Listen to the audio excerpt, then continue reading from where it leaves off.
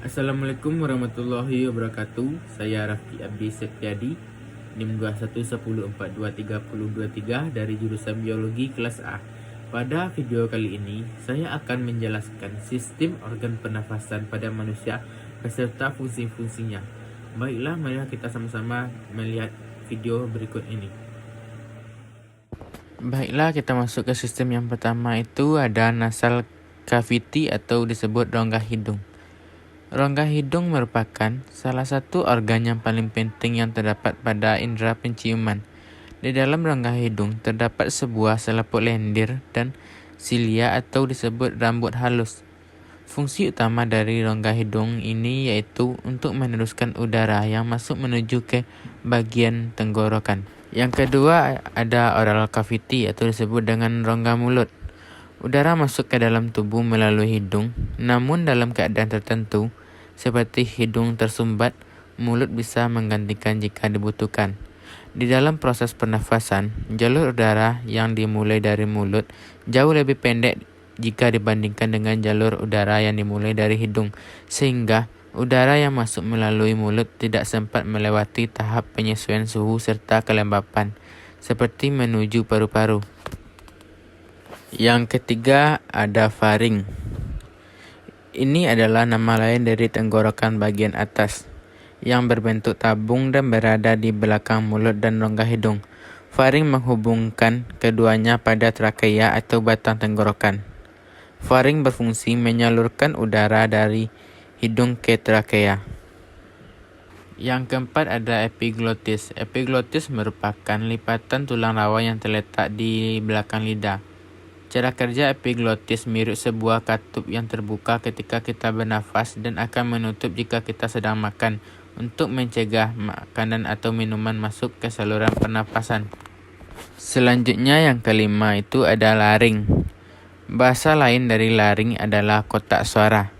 Letaknya ada di bawah persimpangan saluran faring. Di dalam organ ini ada dua pita suara yang akan membuka saat kita bernafas dan menutup ketika memproduksi suara. Selanjutnya yang keenam ada trakea. Dalam ilmu kedokteran, trakea termasuk dalam organ pernafasan manusia bagian bawah. Dalam istilah lain, trakea juga sering disebut batang tenggorokan. Fungsi dari trakea adalah sebagai jalur utama pernafasan dan menghubungkan antara organ pernafasan atas dengan paru-paru. Selanjutnya yang ketujuh itu ada paru-paru. Paru-paru adalah sepasang organ yang terletak di dalam tulang rusuk. Masing-masing paru-paru berada di kedua sisi dada. Peran utama paru-paru dalam sistem pernapasan adalah menampung udara beroksigen yang kita hirup dari hidung dan mengalirkan oksigen tersebut ke pembuluh darah untuk disebarkan ke seluruh tubuh. Selanjutnya kedelapan itu ada pleura cavity, yaitu paru-paru dilapisi oleh selaput tipis yang disebut pleura. Lapisan pleura bertindak sebagai pelumas yang memungkinkan paru-paru untuk mengembang dan mengempis dengan lancar setiap kali bernafas. Lapisan pleura juga memisahkan paru-paru dari dinding dada. Selanjutnya yang kesembilan itu ada bronkus. Fungsi bronkus yang paling utama adalah sebagai saluran udara. Mereka juga berperan dalam fungsi kekebalan tubuh.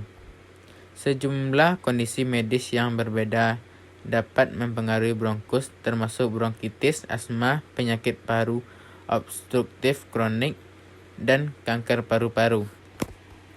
Selanjutnya yang ke-10 itu ada bronkiolus. Bronkiolus adalah cabang dari bronkus yang berfungsi untuk menyalurkan udara dari bronkus ke alveoli. Selain itu, bronkiolus juga berfungsi untuk mengontrol jumlah udara yang masuk dan keluar saat proses bernafas berlangsung. Yang ke-11 atau yang terakhir itu ada diafragma.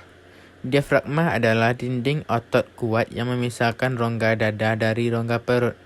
Saat melakukan pernafasan perut, diafragma akan bergerak ke bawah dan menciptakan rongga kosong untuk menarik udara. Ini juga bisa membantu memperluas paru-paru.